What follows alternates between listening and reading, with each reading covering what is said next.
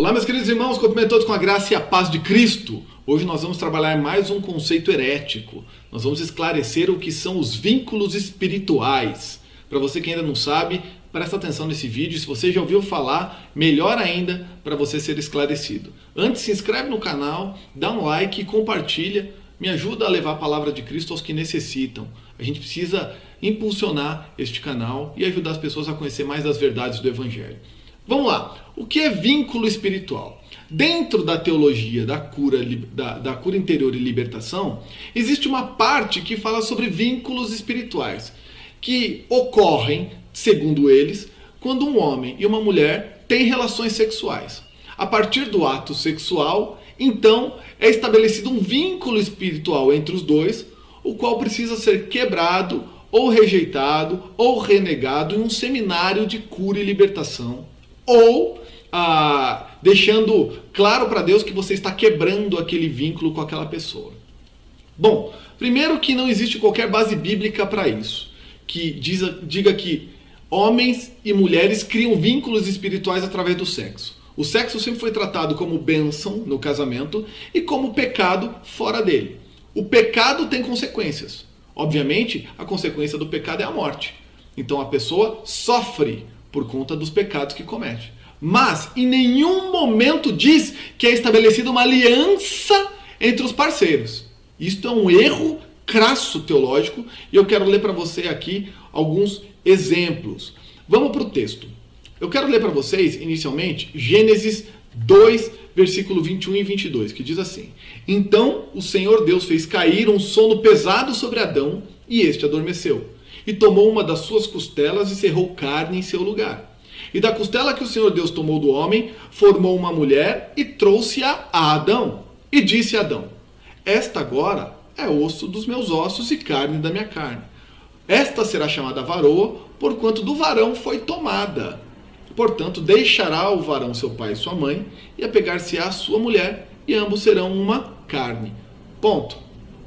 Eva, num processo de criação, foi tirada como parte de Adão, e ali, obviamente, ela se estabeleceu como parte dele por conta da costela que foi tirada. Mas o que eu quero que você preste atenção é o seguinte, é o final. Portanto, deixará o varão seu pai e sua mãe, e apegar-se-á à sua mulher, e serão uma carne. O que isso quer dizer? Apegar-se-á à sua mulher. Quer dizer que eles vão se unir numa aliança perante Deus. Quer dizer que quando nós decidimos nos casar com alguém, Deus é quem une o homem e a mulher, não é o ato sexual, como muitos dizem. O ato sexual é que cria a aliança da carne por conta do sangue, do pacto, uma série de pataquadas teológicas que não tem o menor sentido. Não é isso que diz a palavra. Deixará o homem, seu pai e sua mãe, a mulher também, e se apegar-se-ão. Então vão ser uma carne porque juntos se apresentaram perante Deus e Deus abençoou aquela escolha de casamento. Isso é muito importante você compreender. Então, para corroborar isso que eu falei, eu vou lá para Mateus 19, no versículo 4 em diante, diz assim.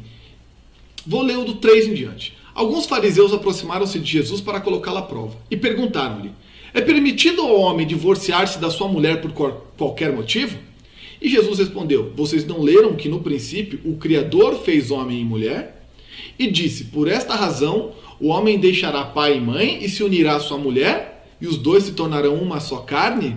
Se unirá à sua mulher, não está falando que eles vão ter relação sexual. Se unirá. Vamos lá, o contexto da união é como? Ficar junto. Quando eu vou me unir a alguém, vem cá, fica do meu lado, vamos se unir, vamos estar unidos. É isso, né?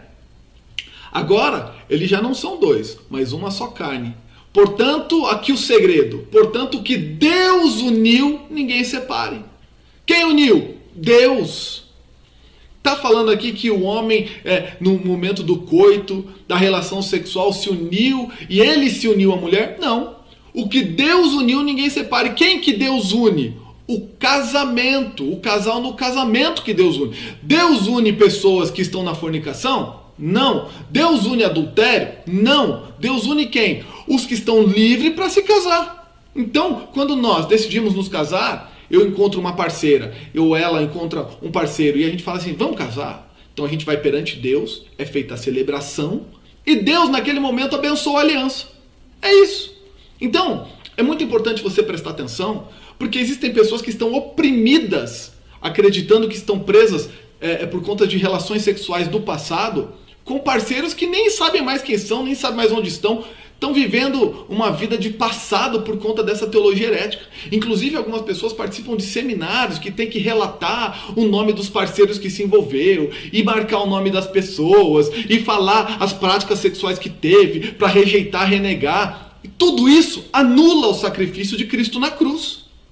Porque, 2 Coríntios 5,17 diz o seguinte: assim que se alguém está em Cristo, nova criatura é.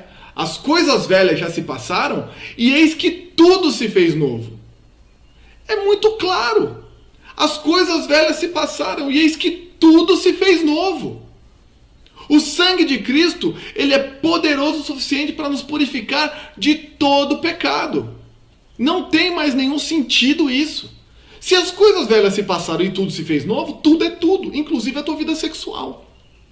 Inclusive o que você fez no passado. Tudo foi apagado, o sangue te purificou. E este é o grande ponto que você precisa prestar atenção. Vamos para um outro texto. Hebreus 9,14. Quanto mais o sangue de Cristo, que mediante o Espírito Eterno se ofereceu de forma imaculada a Deus, purificará completamente a nossa consciência de comportamentos que conduzem à morte, para que servamos ao Deus vivo. O sangue de Cristo purificará completamente a nossa consciência. Quer dizer, se o sangue já desceu sobre você, não tem mais o que a sua consciência te acusar pelo que você fez no passado, por quem você era, por quem você se envolveu. Acabou.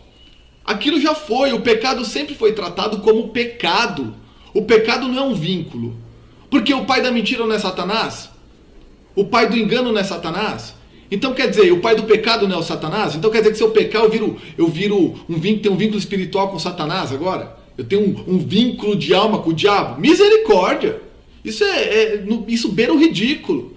Só que existem muitas pessoas que seguem esses gurus do seminário da cura interior e libertação, acreditando um monte de pataquada, um monte de distorção bíblica. Esses caras ganham muito dinheiro com isso, gente. Você vai lá, passa o fim de semana lá, riscando papelzinho, rejeitando o pecado, falando um monte de bobeira lá, botando fogo no papel e não sei o que, e o cara está cobrando para fazer isso de você. Presta atenção, a salvação em Cristo é de graça. A palavra do Senhor é de graça. O sangue foi de graça. Você não tem que fazer nenhuma obra extra para justificar o sangue sobre você. Se você acha que você tem que fazer qualquer coisa além da conversão, obviamente, então você está anulando o sacrifício. Você está dizendo que o sacrifício sozinho não é poderoso. Está falando que precisa ali arrumar artimanhas para fazer a coisa funcionar. E isso é uma obra do diabo. Então, o que é o arrependimento? Para você compreender a diferença. Existem pessoas que passam por problemas no casamento. Estão com dificuldades em casa. E aí chega na mão desse pessoal aí da cura interior, da libertação, e eles começam a dizer que o problema no casamento é por causa da interferência do vínculo espiritual que foi criado com fulana no passado, com ciclano que você se envolveu, e agora a influência daquela pessoa espiritualmente em você não te deixa ser livre para viver só com seu marido, com a sua esposa, e cria uma confusão completa. E no lugar da pessoa fazer uma análise, se o casamento dela está com problema, quais são os comportamentos que eles estão tomando para que o casamento esteja ruim, não. Começa a procurar um monte de subterfúgio para justificar os erros. Por exemplo, eu vou ler para você aqui, está lá em Efésios 5,3. Entre vocês não deve haver sequer menção da imoralidade sexual, como também de nenhuma espécie de impureza e de cobiça, pois essas coisas não são próprias para os santos. Aí eu vou baixar um pouquinho mais para Colossenses 3,5. Falei baixar um pouquinho mais, que eu estou baixando o texto aqui, tá? Assim façam morrer tudo que pertence à natureza terrena de vocês. Imoralidade sexual, impureza, paixão, desejos maus e a ganância, que é a idolatria. Tudo isso é referente à natureza terrena. O pecado é uma obra da carne. Como é que se vence o pecado? Resistindo o pecado, resistindo à tentação, se sujeitando a Deus, buscando Jesus Cristo, parando de errar, tendo consciência das atitudes que toma, abandonando o amante, abandonando a fornicação, vivendo uma vida reta com Deus, honrando o teu casamento. É assim que a gente vence o pecado. Não é rasgando papelzinho não, rejeitando vínculo lá. Não tem a menor base bíblica isso. Gente, presta atenção. Tem outro ponto aqui, eu vou ler para vocês aqui, vou baixar um pouquinho mais meu texto aqui. Mateus 15:19. Pois do coração saem os maus pensamentos, Os homicídios, os adultérios, as imoralidades, os roubos, os falsos testemunhos e as calúnias. Sai da onde? Do coração. Do coração da pessoa. Não é da influência do outro. Não é do vínculo espiritual do outro. Presta atenção. Aí justificam o seguinte, dizendo: ah, mas quando o casamento era consumado, o sangue, quando era derramado da Virgem, ele é uma aliança espiritual. Não tem a menor base isso, fazendo correlação com o sangue de Cristo. Não tem a menor base isso.